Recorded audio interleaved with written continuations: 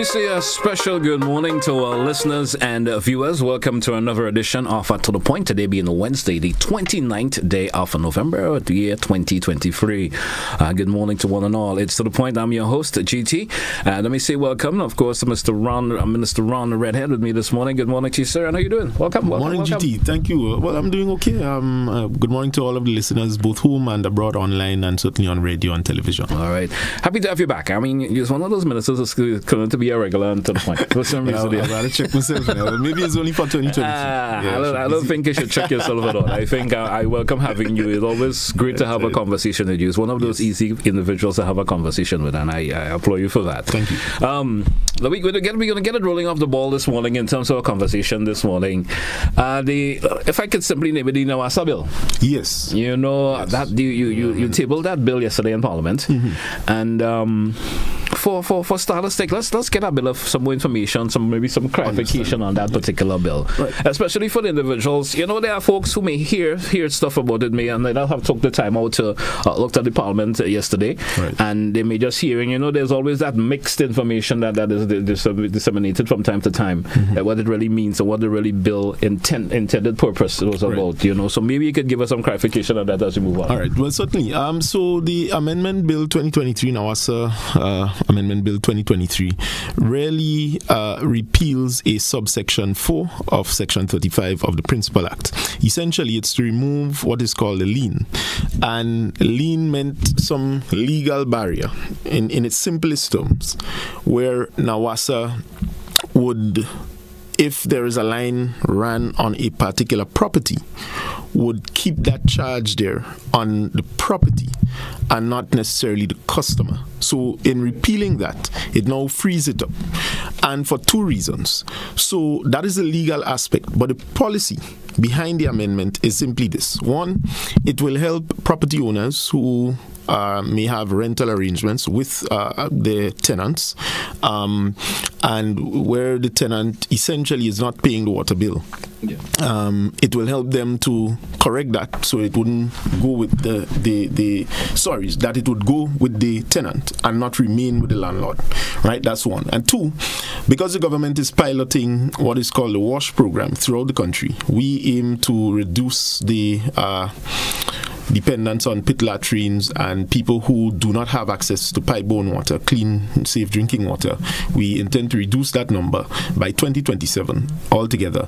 Because we are embarking upon this new program, we have signed an MOU with Nawasa to ensure that once this lien or once this requirement was removed, that the people, for example, who are going to be under this program would have ease to get access to water, that we could run the water. So it's not going to be a free for all, and it's specific to homeowners for now, certainly in the first instance. It's not going to be a free for all for every and anybody. It's not going to open the floodgates, and it has nothing to do with the ownership of property. It has everything to do with that legal requirement that Nawasa would normally have to apply, which is to the property, removing that so that it goes with the customer and not the landlord or the property to which the line is run. Right. So it wouldn't change anything in terms of the ownership. It just specifically provides that opportunity. And as I said, from a policy level, the government is embarking on this pit latrine and reduction program throughout the country, and therefore to do that, this is an impediment that we had to remove. It's only one of the number of impediments, I must say. Right. So the other component to this amendment is the regularization process that government will embark on. So people who may be squatting over 10 years on government property, we are going to take a new look at the situation, and certainly with recommendations, information, we will then make the move to regularize and give ownership to the people who may be squatting in areas certainly where it's not disrupting traffic, the flow of traffic, or it is not in any contention between private and public. So there are as you would say when you sign something, fine prints to this. It's not an open sepulchre. And I want to make this point because yesterday I heard it and I was a little disturbed as to why we would go down this route. Now, the last administration in particular had a program with NAWASA where they would give people access to water or put a bill, run a line. And if the people cannot pay, the government was expected to pay the bill. Yeah. We can report that this bill is in a large arrears from the government of Grenada with NAWASA. So this is something we inherited. We aim to fix this altogether by saying in this MOU that we are going to guarantee a certain amount of payment up front for customer X or Y when we give them the bathroom and toilet out of the WASH program so that it does not leave NAWASA in a worse off position. All right. So I didn't want to get into that level of banter yesterday at Parliament, but I think it's important that when we deal with the bills that all of us take the time out to look at all aspects and ask questions. I must say yesterday I thought the Honourable Peter David attempted to ask a question and giving his profession as a lawyer gave his perspective on the matter in terms of what the legal jargon mischief the amendment would seek to clear up. But it has nothing to do with ownership of property. We didn't get into that. All we did was repeal. We didn't replace the language to suggest anything otherwise. Right. So there is no issue. The normal process and procedure that NAWASA will embark on for normal Grenadians to get access to stuff and so on, that still remains. We have not tampered with that in any way. All right. Yeah. In my understanding in what you said, and I think as a level of clarification of me have been brought forward here now in terms of who are listening and viewing us this morning, you're saying supposedly an individual who owns a building, right, and may have water brought in, or he may have expanded and have tenants. For some reason, he didn't pay his bill. Now, I decided, well, he's going to be disconnected. Right. And the tenant decides, no, if I hope my direction is going, the tenant decides they want their own water supply. Correct. Because of that, owner of the building owing his previous amount, what NAWASA should not hinder that tenant know who wants his water. Absolutely correct. Absolutely correct. So, in instances where you are renting a property and you've gone in and there is an outstanding bill, that would not be your burden to clear up that outstanding bill. Right. You can then just apply for your own line.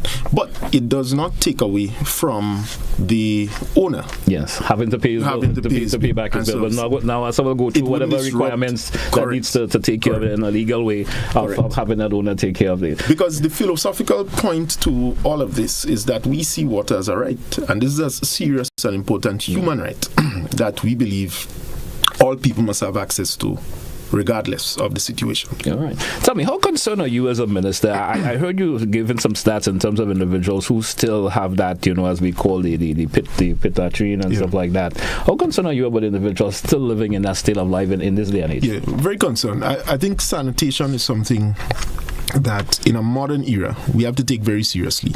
Too often children come down with all sorts of illnesses that in some instances we don't even know what caused it.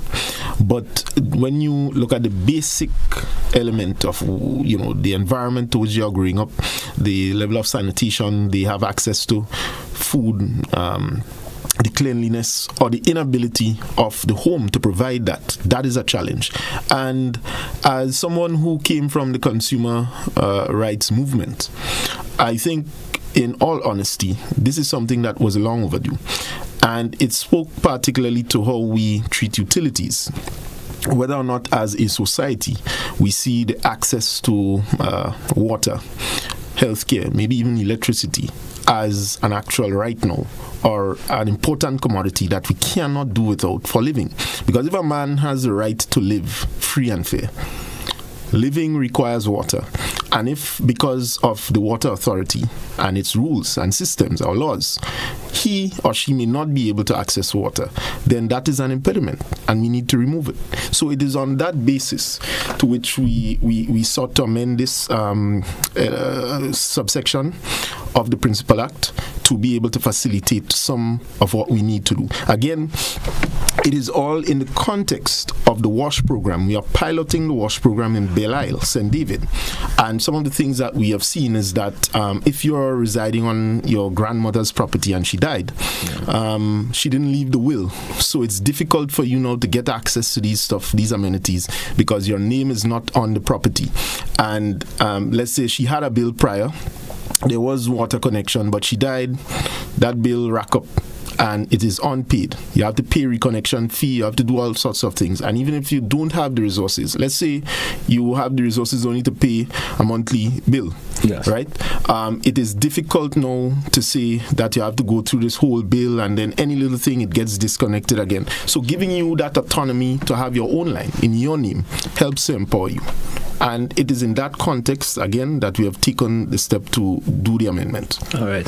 I certainly folks have got the necessary clarification. Now, I also listened to the opposition, because I did take the time out to listen. The opposition had, of course, their take on the bill. Correct. And how you feel about the opposition taking and feel, did they miss the point a wee bit, would you say? Did they miss the point the bill was trying to make? Somewhat. But in fairness to the opposition, I think they are not investing enough time in trying to understand what the government is doing. And when we talk about bipartisanship, these are things that we want to promote and see more of. Because any of the opposition members, I can tell you, they can call the government side and they can discuss this in a serious way before it goes to Parliament. They certainly have that, I would say, opportunity, because we are not in the business of not collaborating because one is opposition. I think what we see are issues to be solved, and if the opposition in fact may have a good idea, then it is upon us as government to ensure that we encourage the environment for the good idea to flourish. But when I listened yesterday in particular, I think me just raising a particular statistic sought to prompt the conversation towards a different direction. And again, it had nothing to do with who is paying the bill and so on. That, as I mentioned, will be handled in its normal course. The amendment is going to provide for the opportunity for that lien, that requirement, not to be transferred to the property, but to remove off the property so that you can open up opportunities, so that you can get water in the examples that we gave earlier on. So essentially, I thought that they missed some of the most important points out of it. And again, if we have more discourse along the lines of how do we empower people, I think it would be easier for the opposition to understand what the government is doing. But to always often go down the road about who in pay and who will just go and squat on land, this amendment have absolutely nothing to do with it. All right. I was certainly happy for that bit of clarification there. Folks, it's to the point here on Classic Radio GBN TV. We drew for a break. We take our first break. We come back and have more discussion with us this morning. Is opposition, let me get that right, it's Government Wednesday here on Classic Radio and GBN TV on To The Point this morning. And with this morning, our Minister Ron Redhead with me. We coming right back. Stay with us, folks. Don't touch it down. You want to get...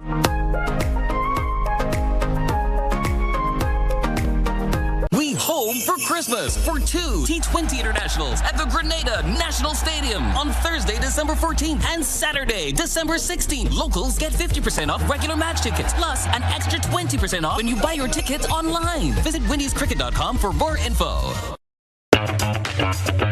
Like family, it's always exciting when lottery players get together. Now the lottery games are joining in the fun. Check out the multiplier family of Instacash games. 5 times the cash at $2, 10 times the cash at $3, and 20 times the cash at $5. On your tickets, match any of our numbers with any of the winning numbers and win the prize below that number. There's more. Multiply your winnings up to 5 times, 10 times, or 20 times more. Winning is easy. Play Monday to Sunday. There are no draws to wait on. Win instantly. It's the multiplier family of Instacash games with over $675,000 to be won instantly. Don't just buy one, buy all, because family is everything. Must be 18 years and older to play. NLA, making family dreams come true.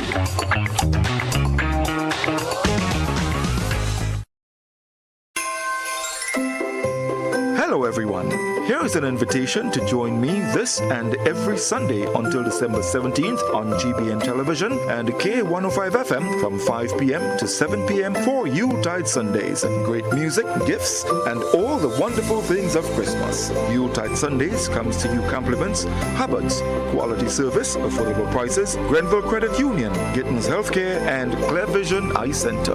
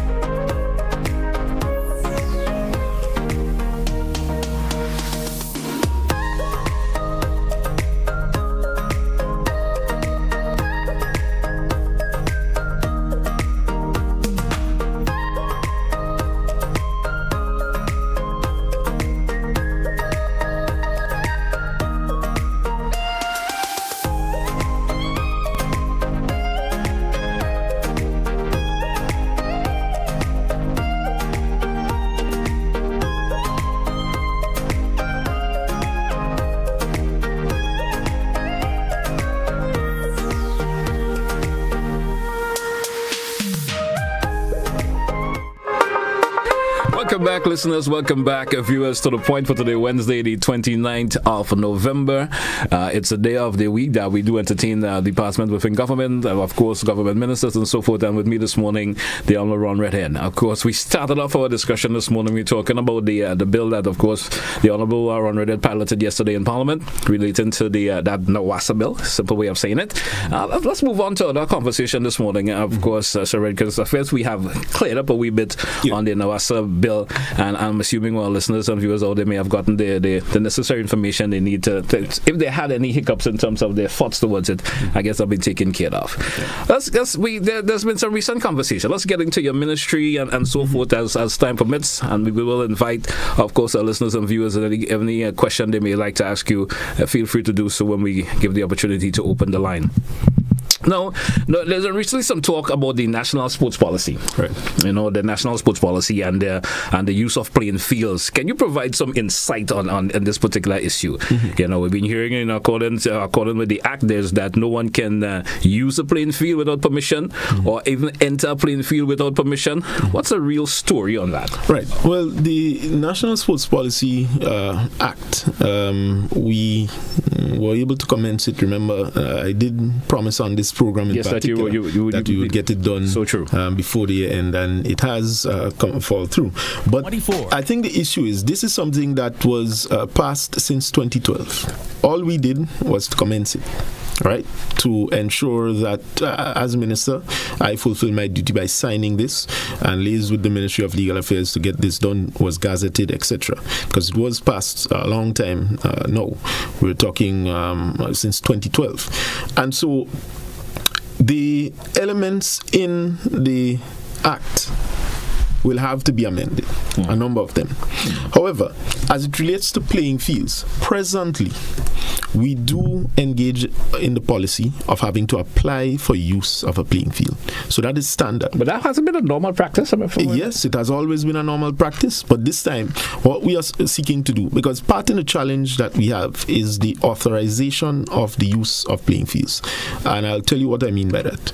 As it stands now, there are some playing fields throughout the country which we've had to deal with, where people tying animals, people building and constructing things without authorization, without any approval, etc. And we have had the need to have to deal and treat with that matter.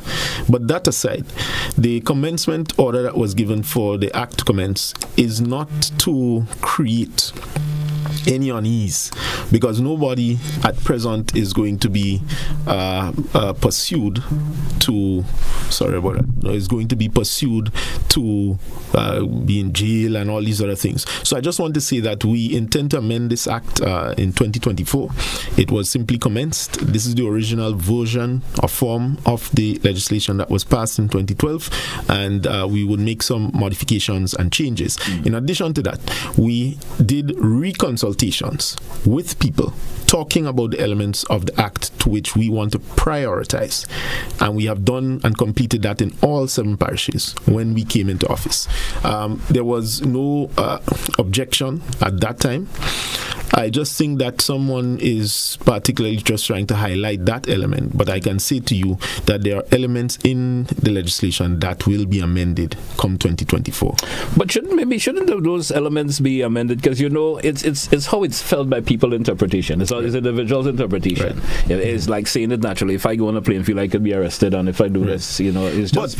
But it's situational. So it's not to say that if you just walk in Tantine, for example, police just jump out of the vehicle and come and arrest you. So. Right. So there are conditions. What you cannot do is just go and set up shop and just start to go and do all kind of thing, run music and do thing here and do, so there would be preconditions. And essentially what it is trying to do is to instill order. And I can tell you it's going to particularly affect major fields, not some of the smaller community fields which we expect to be open and accessible to the community. So for example, in the legislation we have to elect a national council and the parish council. So the parish council will have the initial autonomy outside of the Ministry of Sports with the facilities. So in order for it to plan, direct sports, etc., and the availability of playing facilities to coordinate the different sports, the parish council will have some autonomy to be able to do that. So we're giving life to that. Mm-hmm. So all of the legislative framework that this original bill, because it was passed, we couldn't amend it before it commenced. It was passed already. So it had to be commenced, then to be amended. That is all. Simple explanation. Another take on this is that I'm listening to discussion and talk around. Folks are feeling the sports council that will be implemented. It was now taking away the responsibility from the Ministry of Sports. No. So what it is doing is to be able. Now, the Ministry of Sports, as people would well imagine, has its own limitations. Yes. Right? You have a limited number of people. Now, if you have a national council, all of sports in terms of the stakeholders will be able to be mobilized around that and constantly serviced. So it is different because the ministry sets the policy guidelines and the sports council implements. Right. So it is going to work in tandem, not to replace one another. One of the things that we have done effectively for the upcoming budget was to budget sufficiently for some of the major associations, sports associations throughout Grenada, so that we do not have the ad hoc request for assistance when Grenada, through netball, cricket, whatever it is, would have to go and represent the island. There is a predictable amount of resources available for the association so that they can plan and execute their programs throughout the year in a timely fashion, and in a more predictable environment, so that they can grow, they can expand. My next question goes back to the Sports Council. If that information is preview already, who are the members? No, it's not. So it's not set up as yet. It's not set up as yet. No. So as I said, all we did was to commence the law now. So in commencing the law, it's now gazetted. It's no law. All right. It has to be amended, but the process to get the National Sports Council involves election. We are presently working towards that for January 2024.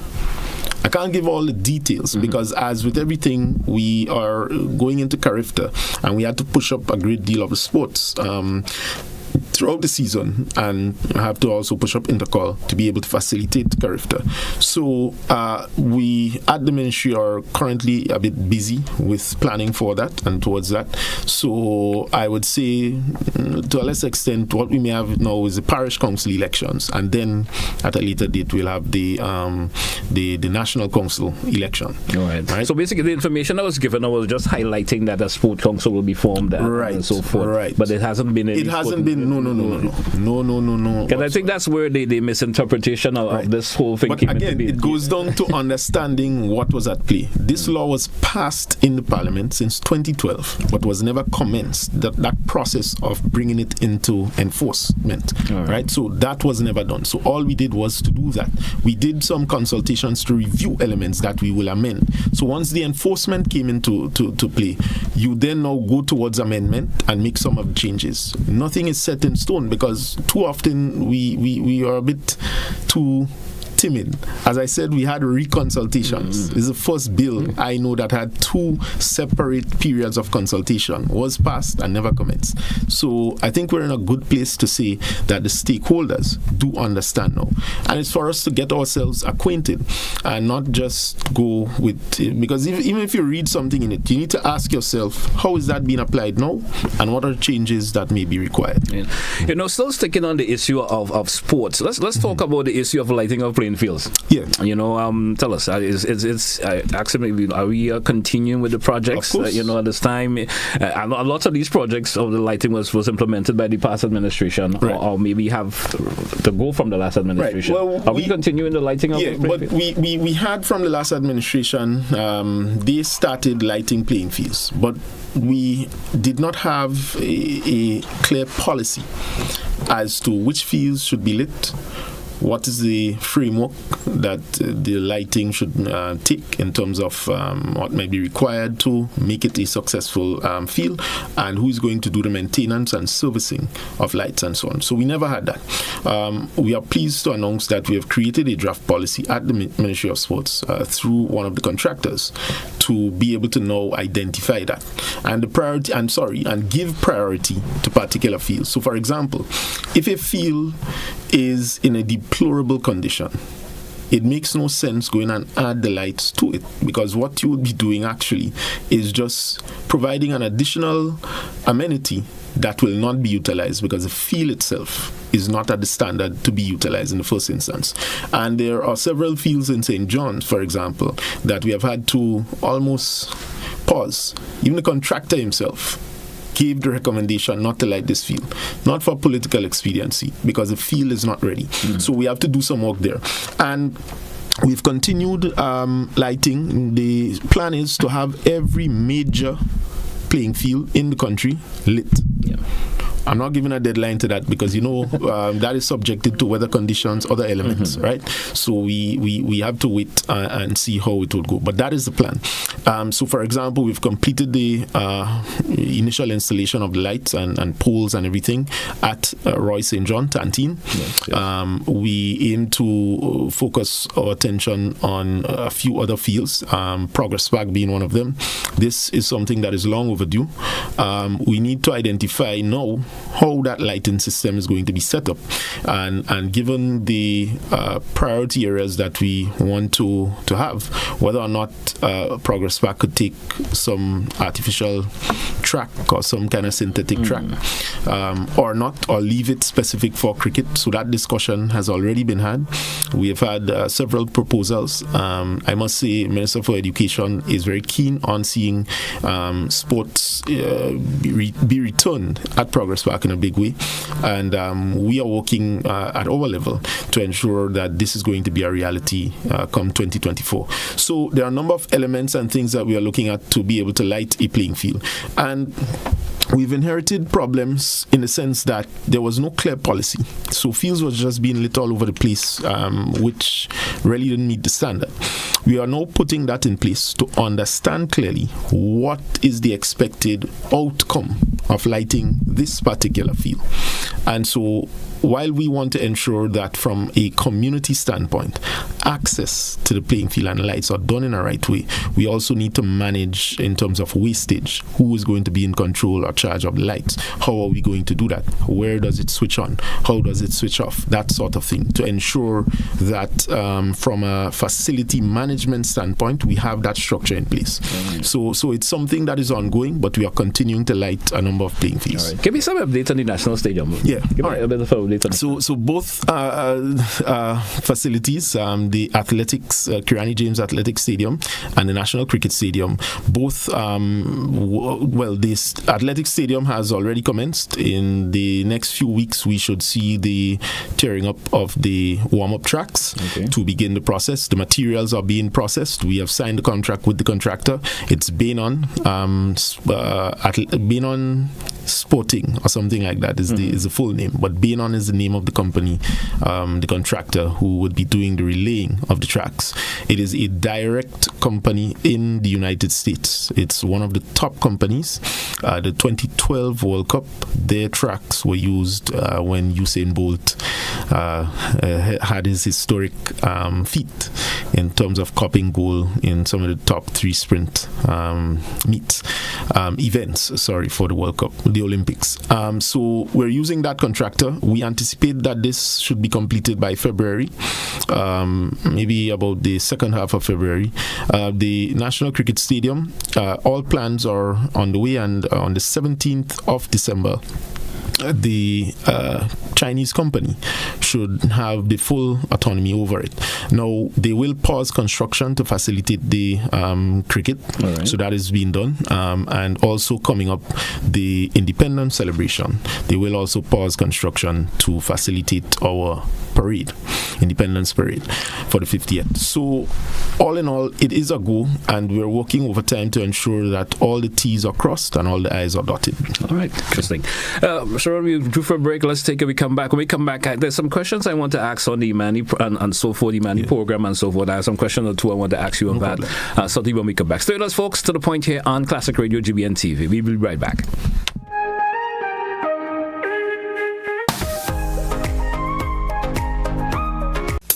I want you to control your anger. There's a way to feel better. That's one thing to remember. No matter where you are, you can be a star. Stop and take a deep breath and relax yourself. Take another deep breath and relax it, and relax it. Eliminate violence.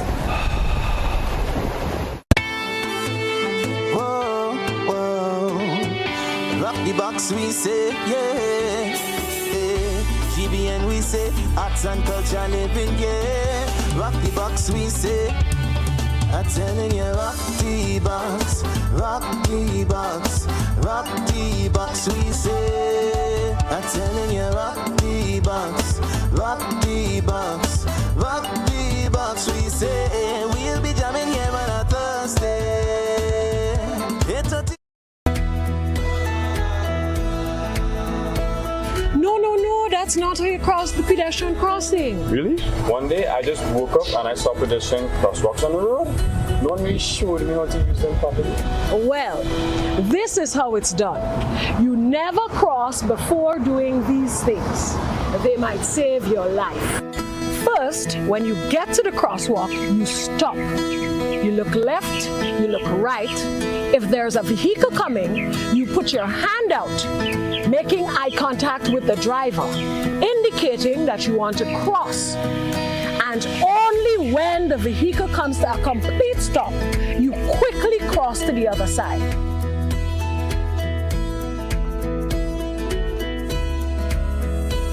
Stop, look, hand out, eye contact. Wait for pedestrian to cross to the other side, then you happily continue on your journey. This message is brought to you by this group of insurance companies, the Traffic Advisory Body, and the Traffic Department.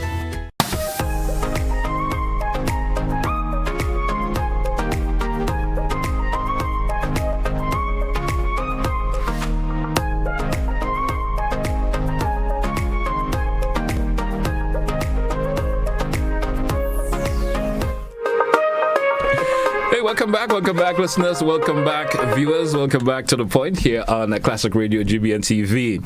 I did mention to you, of course, Honorable Mr. Ron Redhead, that I want to talk a bit about the state of the Imani program. Yeah. And you know, we remember, of course, the intention of the transition of the trainees over the National Training Agency and so forth. How is that process going? Excellent. So we have completed all the internal assessments with the Imani program. We were able to... So I don't want to jump the gun, but I will say this, that we will be transitioning the program in full. Certainly the announcement will be made in the budget as to how and what we're going to do. Okay. We were able to liaise with private sector companies to embark upon an initiative that will be able to take out those who might be in the private sector and in the public sector who are unable to be employed with the public and private sector in that instance where they are placed into their their entity. One of the legislations that we've passed yesterday speaks to being able to operationalize such an MOU. So we are not doing things in isolation and vice versa. I can safely say to you that in 2024, we will have the consultant on board to begin the transformation process as to what a genuine youth program should be. And we do not want to just say a youth program. It must be a job and apprenticeship training program geared towards improving those who are unskilled, underemployed, and those who are seeking to empower themselves, and also putting it in line with what are some of the needs of society. So in other words, training should not just be done in an ad hoc manner. It should be clear, precise, and seeks to provide the supply of labor for the demand of the labor in the market, so that we can help to push further productivity. So all of that is going to be looked at in 2024. We have completed, as I said, all the audits of the program for the first time, and we now have a clear picture as to what this thing is and where we are going to go. Additionally, the trainees are going to get a bump in what they are being paid. We have budgeted for it, and we are going to do big things come 2024. I like how you say that with a smile. I know the trainees will be certainly happy about that. You know, we're hearing some of the trainees, they have been making some allegations of their stipend and have been reduced. Have you also heard about that? Some of the trainees have been sent home. Is that true? Well, what are the story behind the allegation? I've been getting some calls here from time to time, and individuals talking to me on the block and so forth, mentioning those things. Maybe you have some clarification and you may want to share here in relation to that. Certainly. So in some instances, people are going to be coming off the program through its normal process. So let's say, for example, if you were placed in about 3 or 4 different job sites for the last month, you're disrespectful, etc., you are causing problems, disruptions, the business place doesn't want to have anything to do with you as a worker, you have negative reports, you'll be removed of the program. It's simple as that. But what we have done since coming into office is actually, while not doing it en masse, rather, we have been able to add people back on the program. Some people came to me personally, indicated that they no longer have their stipends, and we were able to get that sorted out. So it is not true to say that we have been taking off people and all this kind of story. That is not true. The program was designed for 18 months, and therefore the last batch which we came in to, a number of them were home, and what we needed to get was placement for them. So when someone says, for example, that we didn't add any new batch, we wouldn't add any new batch, because we were dealing and treating with the last batch 8, which was just placed on the program without any clear direction, and in many instances some of them actually left because lack of the direction and going in a clear manner for upward mobility.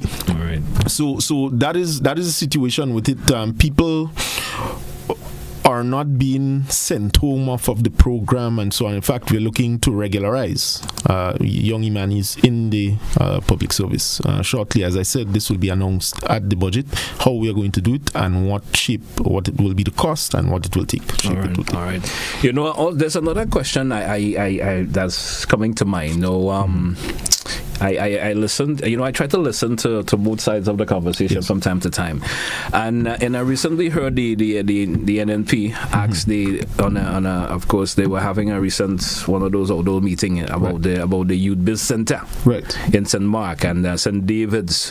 What are their status and so forth, and tell us what is the status of the Youth Enterprise Program in general. What is the status of that? Well, the reality is the program was almost bankrupt, right? A vast number of the young people who were trained were either unsuccessful in terms of their business venture, or the resources essentially were mismanaged, right? Without saying it in a nicer term, this is reality. What we have done so far was to again complete the audit of that program and engage GDB. So I heard mention that there was some grant at GDB. That's not true. We only now engage GDB. We do have an MOU with them, and we are in the process of going to sign that. one of the things that we saw when we came in, there was a quantum of an amount of money that was never disbursed under the program. I think the Ministry of Finance and another entity was able to inform us on this. So this is not a situation where we have just stopped the program for the sake of it, but again, given the sheer level of inconsistencies and, in my humble opinion and respectful position, the lack of a serious structure at the ministry itself to manage the loan portfolio of the program, I thought that was the biggest drawback. So we had to change that, which we've done. We do have the report on it as mentioned, and we will be looking to relaunch come 2024. What I want to say and make absolutely clear, I have no intention, and certainly the government rather, has no intention to continue some of the names of the programs. And therefore, in terms of changing the mindset, we are going to ensure that these programs, if we continue any aspect of them, will be under new names and auspices and feel and look and so on. So I am very clear on that. But in terms of youth biz, all of the government programs that we've met, they still are in place. All right. Now tell me, what about the other program that pre-existed from June 2023? Right. Like the Empower, the Project Fly, etc. What are their status? Are these programs still there? Moved in 2024? I've heard something. So, as mentioned earlier on, we are looking to transition some of these programs into what they should actually be. We have reviewed all of them. There are recommendations on the table as to how we could beef them up, and in some cases, those programs that are actually duplicating one another, how we can just tailor it and streamline everything into one program, so to speak. So, for example, what we want to do next year is focus on two sectors, ICT and agriculture, right? And doing it in a way tailored by youth and for youth. So, for example, we are going to launch a new program next year called Youth Tech. That program essentially is going to focus on artificial intelligence, virtual reality, VR, that sort of thing. It's going to incorporate research and development for young people. You have young people who can actually produce stuff through engineering. They can make little things, right? So helping to get that young person, in a sense, digitized into the modern era. We are always the consumers of products. It's time that we start building our own. So essentially, it's to create that hub to do that. Additionally, we are going to launch new programs which seeks to not provide long-term training for people in its strictest sense with the hope or promise that you're going to get a work. So let's say 18 months, but at least short-term training that can guarantee you a job. So for example, we would focus heavily on ensuring that the job fairs and the CV writing workshop, that will continue into 2024 and expand actually. We have seen tremendous success in a short space of time with these programs. The private sector is on board. And if the private sector have the ability to absorb the young people, that is who we need to work with to get them directed there. So getting them up to the standard, this is something they complain of. And thirdly, utilizing institutions for education. So for example, the TVET policy is going to help to roll out skills. So there will be no direct need for these long-term programs, long-winded programs that are just geared to just keep you there beyond the 18 months, in some cases 10, 12 years. Without a proper job, you would actually be going faster. And we are tailoring the programs that the government will offer for young people in terms of the need. So if you're unskilled, you're going through the TVET, the expansion of NULO, etc., etc. Opening up community centers or community skills training centers to be able to roll out how we do that. We are already looking at that. All right, certainly have to get that. This is a personal question I want to direct to you. Mm-hmm. There have been criticism geared towards you as the Minister of Sports, Culture, Youth, and so forth. Mm-hmm. How do you rate your performance? From the initial start of you taking up the ministry and so forth. Do you think there's you have done enough, or there's more you can do? I know that the work in the ministry is never done. It's never done, but how do you rate your performance, in all that you may have done thus far, and continuing to do? How do you rate your performance? Well, I think there is always room for improvement. I'm not satisfied that we have been able to really make the kind of impact. I mean, given the short space of time that we've done things so far, while we have made some strong advancements, but in terms of where we really need to be from where we came, I am still not satisfied. And being a young person myself, I want to see more done. I think my biggest criticism, which I would not lay on any individual or worker, is that it takes a little too long to get things done in the public service. And so to a large extent, as an individual, I'm still not satisfied that we are moving with the pace that we have to do, particularly with youth, sports and culture. There is still too much barriers to get new, energized young people in the ministry. I am having serious concerns with the slow pace of that, because it means, therefore, by and large, we have inherited a sluggish system which has remained almost going on to 2 years now. And this is something that I want to change in 2024. I'm very serious about it. It has nothing to do with people personally, but I think it takes too long to get work done to benefit people in the country. All right. So that's my view. 2024 is approaching. What would you like to see fixed, especially within your particular ministry? You spoke of the sluggish movement of things happening, but is there anything that you would like to see in the new year coming, the new budget coming up also? You hope that it gets implemented into it, but you want to see that fixed, that will just propel the particular ministry that you head to another direction. What you would like to really see fixed? Well, I'd like to see the stadium. Yes, but no.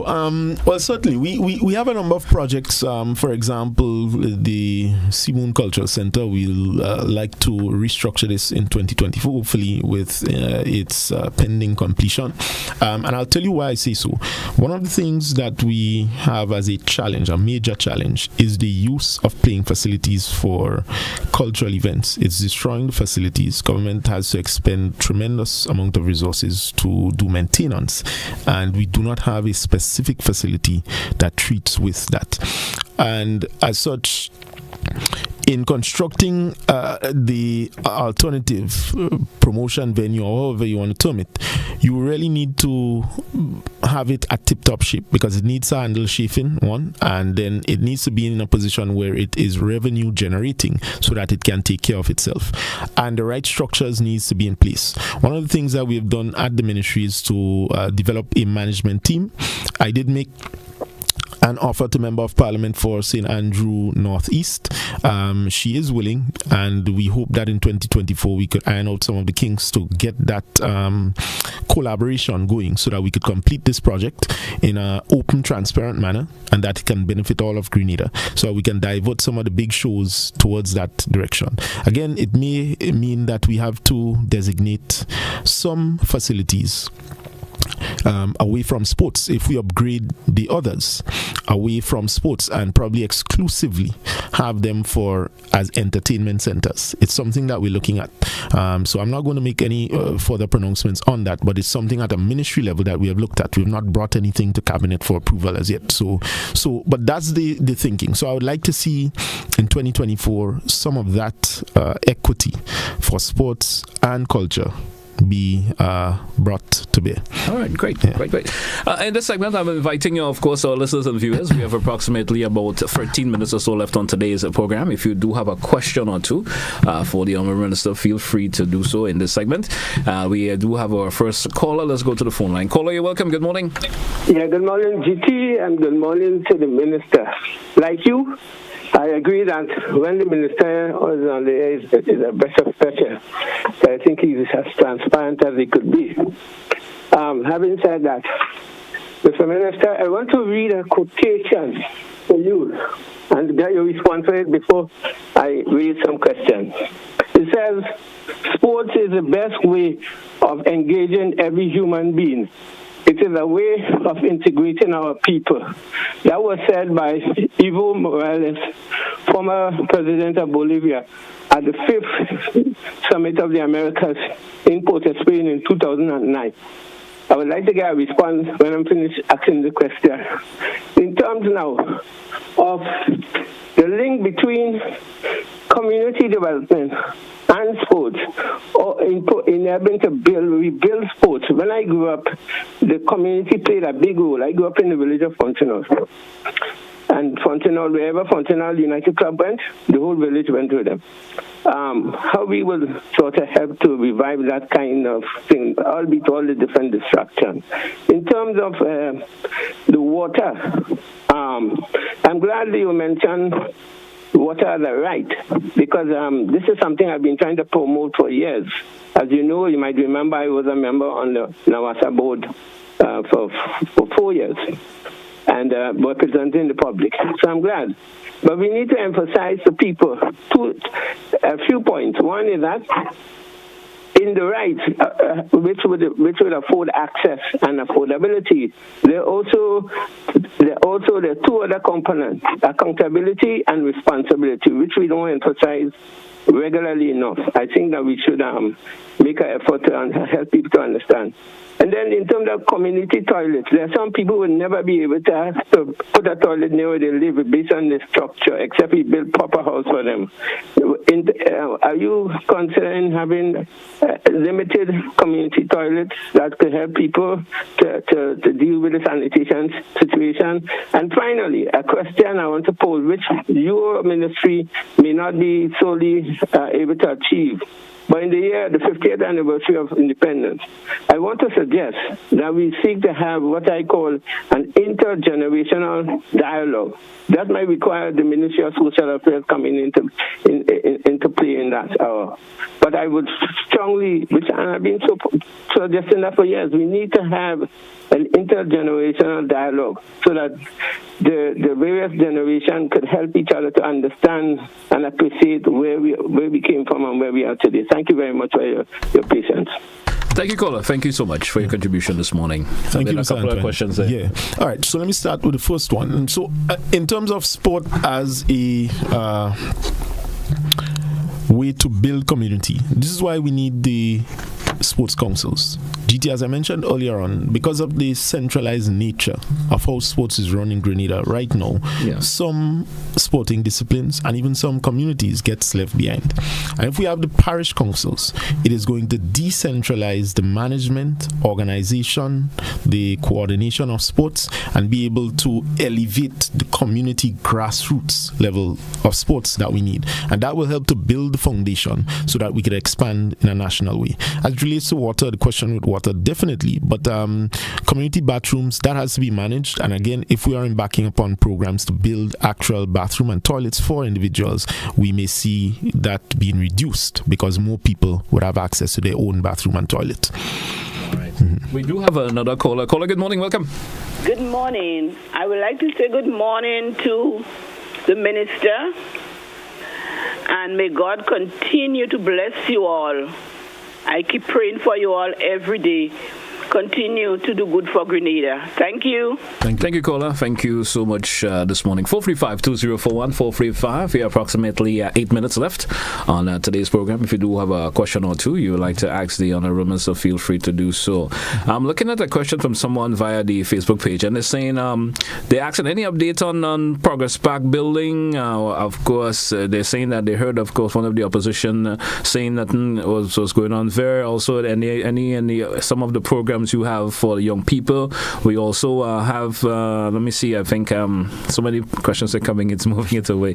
And they asked also if you heard of the on the block hangout, because there's a youth program that was implemented by the NMP and something of the sort of that nature. Right. Well, I don't know about that program, and that may have been more in line with the election, the upcoming election, than with being institutionalized in the ministry. All right. We lost that caller there. 435-2041, 435-2041. If you do have a question or two you may like to ask the Honourable Minister, feel free to do so in this segment. Let's go back to the phone line. Caller, you're welcome. Good morning. Good morning, GT, and good morning to our Minister, Redhead. My call is in relation to the lighting up of the playing field, and in particular, the one at Tempe. I think since the installation of the lights, there hasn't been a ceremony or so to have it, what should I say, inaugurated. I'm not sure if that is still in the making. My other question is in relation to the pop-up of persons doing business there. I know you just spoke about, people using the playing field to set up their business and right now, as we speak, there are 2 businesses running there. At night, the music is loud, the guys are loud, the bad words have been taken out and all of that, and it's a distraction.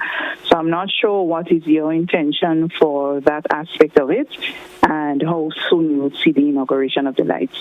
Thank you. Keep up the good works, and we want to see you passing through the community as you did prior to election. We're not seeing you at all. We know it's a lot, but at the same time, we need to see the boots on the ground. Thank you. Have a nice day. Thank you, Gola. Thank you so much. All right.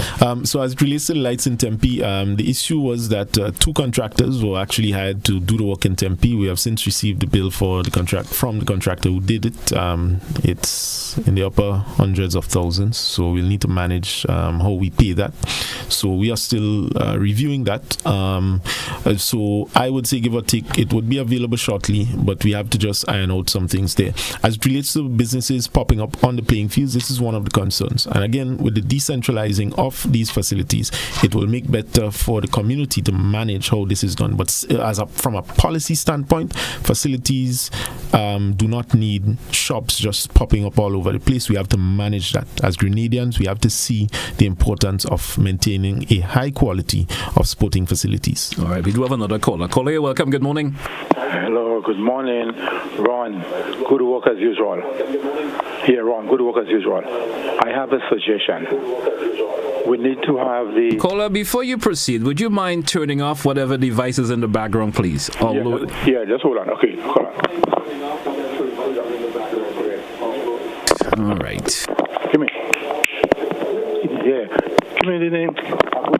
Caller, we may have to proceed a wee bit until you get that clarified, and then you probably can come back. 435-2041. I'm getting a question from someone via the WhatsApp. Mm-hmm. It's been one of those conversations that's been out lately. Someone is saying there's an issue of the fence on the bus fence that was fenced. Now the fences was shared as other sort in the Monge area. Mm-hmm. The construction was stopped, and they want to know what's the progress with that. If there's anything. Well, it's in the hands of the authorities and should be sorted out in a not too short order. Not too short order. Okay. Yeah. Let's go back to another, of course, caller. Caller, good morning. You're welcome.